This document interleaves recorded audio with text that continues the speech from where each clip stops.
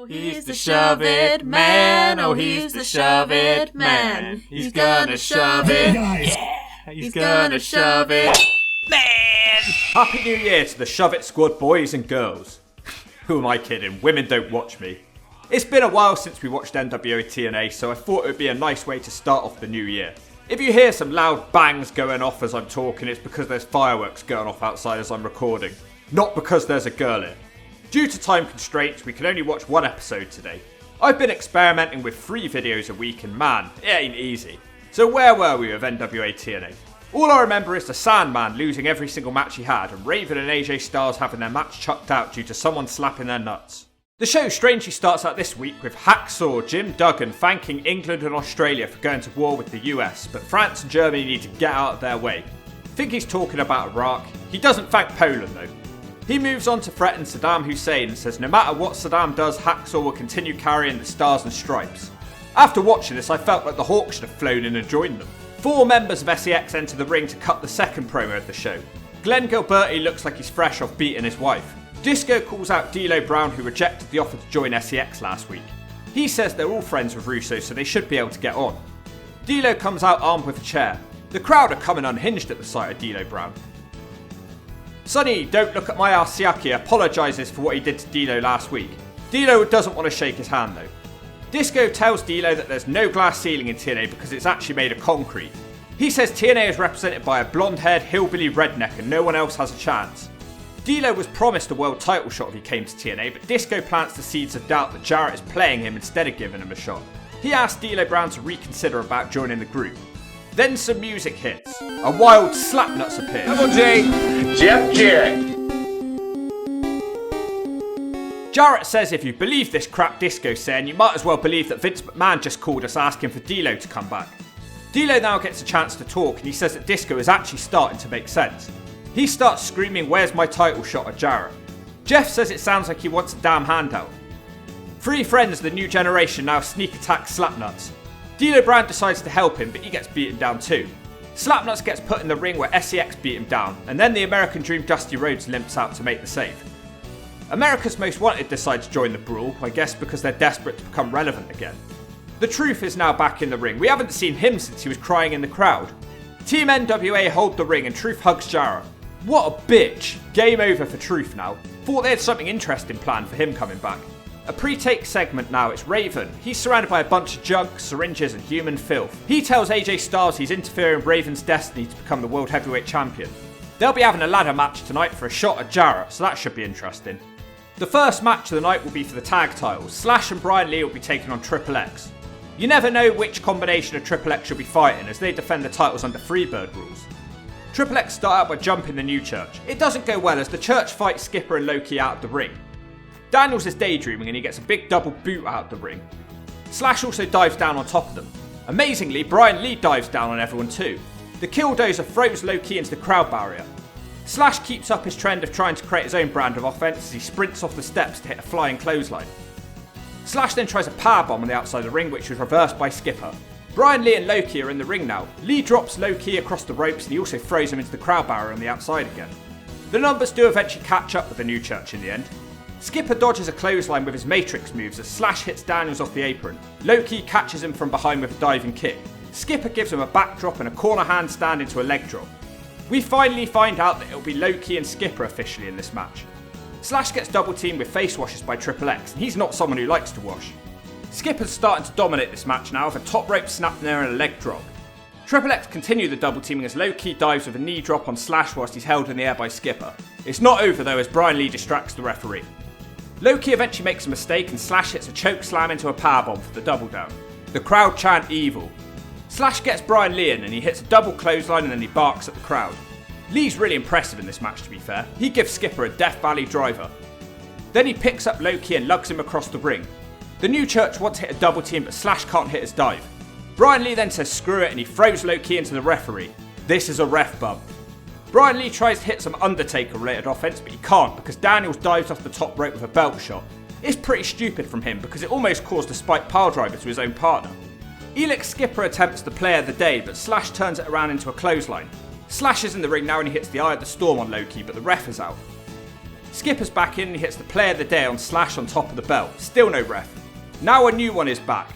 Wait, he can't count because Malice is back.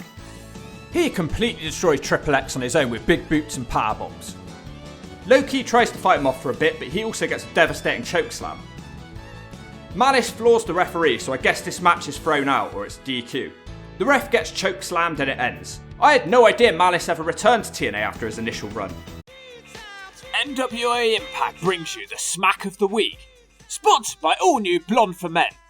If you're a brown-haired Potter, put some blonde in it. It makes you look hotter. The little jobbers don't stand a chance. He big booting and powerbomb everyone. He looks like a young version of Psycho Sid, man. He can't be stopped. The Warrior tries to fight it off while taking craps bigger than this dude. He's turning on the ref now, man. He's throwing the ref to the floor. Who can stop this path of pain? Malice is insane. That was the NWA TNA Smack of the Week, sponsored by Blonde Just for Men. Get it? Got it? Shove it. Okay, I had to look this up because I do believe this is the last time I'll mention Malice again in TNA. I'm not sure why they're bothering bringing him back in such a high profile spot for this one-off. From what I've seen of Malice in TNA, it was a bit of a tease for an amazing main eventer we never got. He would look like an absolute beast one week and then disappear for 2 months and you forget that he existed. He was trying to get better in the ring and he'd spend the rest of 2003 in All Japan Pro Wrestling before being found dead in his Tokyo hotel room in December 2003. Rest in peace to Jerry Chu, a scary looking dude who had a massive upside. I'm getting sidetracked, back to the Shove It show. We get an exciting interview with Mike Tenay and Eric Watts.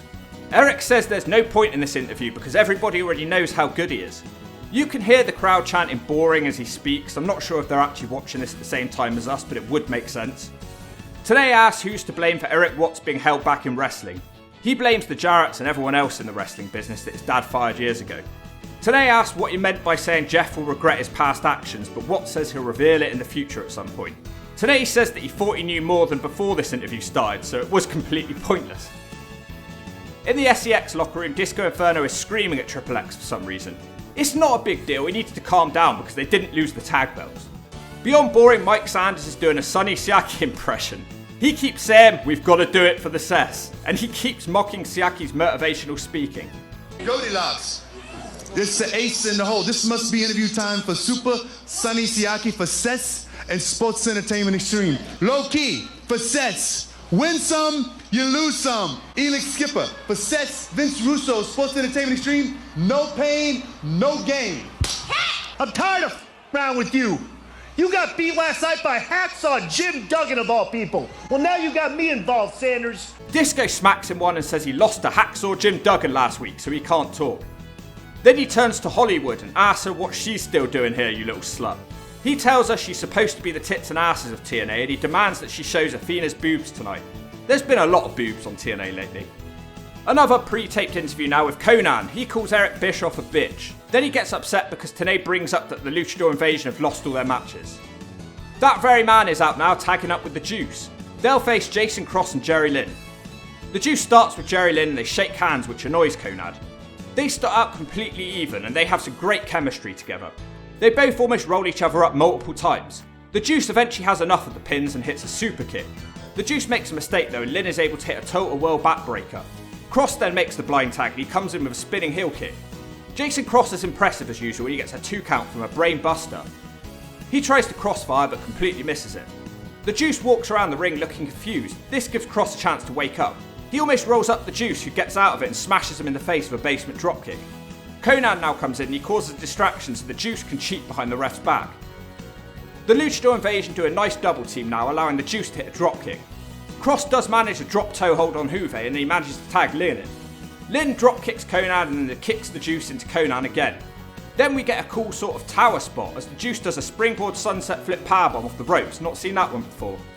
The ring gets cleared now as it looks like Jason Cross is going to win as he hits a drop kick on Conan and the crossfire. Not sure he caught all of that though. That's like the second or third time that's not looked great. The Juice breaks up the pin. The Juice also goes high risk, but it doesn't look good for him either. It looks like he killed his own legs at this one. Conan does a rolling clothesline and a facebuster to Lynn, but that's just a 2. Out of nowhere, Conan suddenly wins the match as Lynn tries to float over pin in the corner, but Conan traps him and holds onto the ropes. Backstage interview now. Goldilocks is trying to stir up the X Division champion Kid Cash. They've been trying to force him to turn heel by claiming his success is all down to Trinity, despite her barely doing anything in his matches. Amazing Red walks up cutting a terrible promo with weak sounding threats. Red challenges Trinity to a match, but Cash interrupts him by saying he's a little prick for wanting to fight a girl. They decide to have a triple threat instead. Things truly take a turn for the worse now as Gifted Glenn Gilberti. How's he gifted? And Beyond Boring Mike Sanders come out for a match. Somehow it gets even worse because they're facing Hacksaw Jim Duggan. The SEX team beat him up on the outside of the ring before his partner could even make it out. Then it gets even worse as his partner is revealed to be Moondog Spot for some reason. He looks like an obese caveman carrying a bone. He beats up Sanders whilst Disco leaves the match to complain about it on commentary. He says he thought Moondog Spot was dead. Disco refuses to take part in the match and he leaves. Moondog Spot bones Sanders in the head and Duggan does a weak splash to end the match. At least it was short. In the back now, Goldilocks with the new church again, so I guess I was wrong about Malice. One more appearance for him. Goldie tells them that they failed tonight because they didn't win the tag titles. Mitchell says they were just softening Triple X up. He says next week they'll have an 8-man tag and it will be an S&M match. Wow. This has Russo's paw prints all over it. He says they will also recruit a new person for the new church next week. Amazing Red out now for the X Division triple threat match. Trinity gets her own entrance for the first time. I'm interested to see what she can do in this one. Kid Cash will be defending his belt in this one, so it's quite intriguing. She's the first female to challenge for a man's belt in TNA. The crowd are loving her so far. Cash tries to talk her out of the match, but she won't do it. She immediately gets kicked down by Red, who's elevated by Cash. Red springboards back into the ring with an elbow drop for a 2. Crazy start so far. Cash slows Red down by dropping him on his face. Kid Cash now goes to the submission game with Boston Crab and then he picks him up for a powerbomb. Red recovers and he flips over Cash and sweeps him out and nails the standing shooting star. Trinity does manage to make it back into the ring, but Red whips Cash into her and also gives Cash an enziguri. Cash gets the rope break. Red is eventually stopped as Cash hits a kick of his own. He hits a beautiful springboard flipping coast to coast leg drop. I love it when he does that. Cash is the best thing in the X Division at this point, I swear. Kid Cash keeps trying to get the win with a fisherman suplex into a shoulder breaker. Cash then decides to fly again, but Red cuts him off. Cash tries to powerbomb Red up there, but Red snaps off the Rana bomb instead. Red tries to put him away, but Trinity's now awake and she kicks Red off the top. Trinity now has a flurry of offense. She nails Red with a diving Hurricanrana. She follows it with a beautiful Tornado DDT. Trinity gives him one more head scissors, but she can't put him away though because Cash suddenly wakes up and he beats Red with a rolling Chaos Theory suplex. Have you got that? Good. Cash wins. Shove it. Great match. Really enjoyed every second of it. Trinity didn't lose anything as she looked like she might win, so it's all cool. Goldilocks wants to interview Jeff Jarrett now, but she's been locked out of his room as usual. Then someone storms into his locker room, but I didn't see who it was. How could that person unlock the door, but she couldn't? We've got a 6-man tag now. It's the insane Brian Lawler, David Flair, and Eric Don't Give a Fuck Watts. They take on Downtown D'Lo Brown, Dusty Rhodes, and a Wild Slapnuts. Now this is a match that I couldn't care less about. The fans are just here to see D'Lo Brown in his first TNA match, and that's all I'm interested in too. He'll start out with Lawler. D'Lo makes short work of him with a couple of atomic drops, and Lawler rocks around holding his nutsack. D'Lo clotheslines him down. D'Lo wants to hit the shaky head leg drop, but Lawler sits up, so D'Lo puts him back down and gives him the leg drop. Lawler is as wacky as ever, and hopefully the D'Lo Brown spinebuster will calm him down. D'Lo follows that up by almost winning with the Sky High, but Flair breaks up the pin. Flair tags in now, but he gets arm dragged all around the ring by D'Lo. D'Lo Brown gives him a spinning heel kick and he also hits a flapjack. Watts gets in now, but D'Lo also takes him down with a drop toe hold and a bridging submission. He's putting on a wrestling clinic here. If this was Ring of the Hawk, it would be an A for his debut. Eric Watts does eventually get in with a low impact choke slam. The new generation now start cheating behind the ref's back whilst Lawler keeps cackling with happiness. Flair gives D'Lo a suplex for a 2. Lawler gets the tag and he's also more successful against D'Lo this time. He'd probably do even better if he stopped dancing so much. D'Lo starts trying to fight back against Watts but doesn't work and he gets suplexed across the ropes. The new generation are making quick tags and Lawler hits a headbutt to the nutsack. The crowd chant Jerry's Kid. He's distracted and D'Lo is able to nail a spinning side slam. This gives D'Lo the opportunity to bring Slapnuts in. He hits an enziguri on David Flair and a dropkick on Lawler. The Dream decides he's bored of waiting and he comes into the ring and him and Jarrett pinball Watts back and forth and then chuck him out the ring. Jeff Jarrett wins with the stroke. It was fun whilst D'Lo was in there, but then he got beaten down for 5 minutes, so his hype faded a bit. The Truth comes out to celebrate the win.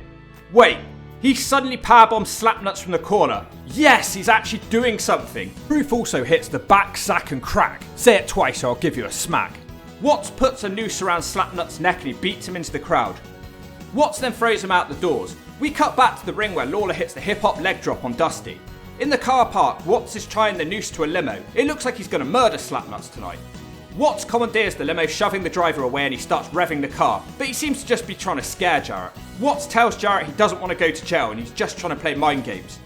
Lawler walks up screaming, "Yeah, dog," and then they get in the limo. Unfortunately for them, they won't be going anywhere because they threw the limo driver away. The Church are back out again now and they get ambushed in the SEX locker room. This episode has gone into pure chaos. Malice is getting beat down 6-on-1, that truly is the last time we see him. Disco screams, "Where's Sonny? I want to see some tits." He usually just shows his ass, Disco. Hollywood and "Don't look at my ass" head out to the ring. He has the mic and he tells Athena to get into the ring. She charges straight at Hollywood. It's a bit awkward, they just roll around for a while having a catfight. Athena seems to win the catfight and Sonny tells her to rip Hollywood's top off. He says it doesn't matter whose boobs we see tonight. He does say that he'd rather see Hollywood's than Athena's soppy flapjacks. She slaps him for that one. Sonny gets mad and he kicks Athena in the gut and then hits the Siakalypse Now. He's ran off by an obese cab driver, David Young. At least we got to see some tits tonight in that case. Just the main event left for the world title shot. It'll be Raven versus AJ Styles in a ladder match.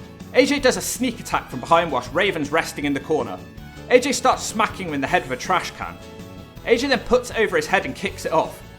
Styles sets up a ladder across the ropes and he lets Raven go back to sleep on the ladder. He soon gets woken up as AJ hits a moonsault on top of it. AJ keeps going and he steals a page from Raven's book with a drop toe hold on a steel chair. Damn, he's not hanging around tonight. AJ hits the Raven effect on the chair. Styles now has the ladder set up but he can't make it up there as Raven throws a chair at him. Raven's a bloody mess already and he smacks Styles with the trash can lid. He also puts the ladder on his head and starts spinning around. Raven continues his assault with the ladder now as he shunts Styles into the corner time and time again. He puts AJ on the top rope and he levels him again with the trash can lid. Raven's now stood on the ladder in the corner and AJ is hung up in the ropes, but Styles smacks him in the head and Raven falls backwards. He seems to be in a lot of pain from that one, but I'm not sure it's quite what they were going for. Styles takes advantage by diving on the ladder, making it seesaw into Raven's face. AJ has shown in this match that he could have also had a career as a hardcore wrestler, although he hits Raven with the handle side of the trash can, so maybe a not safe hardcore wrestler. Styles tries to climb the ladder again, but this time he dives off the ladder with a hurricanrana. AJ tries to climb yet again, but Raven throws him out of the ring now. Raven now has a staple gun and he shoots it into AJ's head. Raven's in full control as he gives Styles the leg sweep into the crowd barrier. AJ isn't done though and he hits a super kick on the ramp. Styles decides to get Raven set up on the table outside. He climbs back to the ring to jump, but Raven suddenly pulls the referee on top of him on the table. Styles just says screw it and he dives through them both with a leg drop. Styles has it won now, but Glenn Gilberti is here, what the fuck? He takes Styles off the ladder and powerbombs him out the ring and through a table. This would have scary consequences for Disco on the next TNA show. So Raven wins the match and he's now free to continue going after his destiny. That was a hard-hitting match, and that's how the show goes off the air. A mix of good and not so good, but it's never boring, and that's why I make these videos. Have a nice new year everyone, I'll see you again in 2022, and if you don't, I'll find the nearest window and throw you through.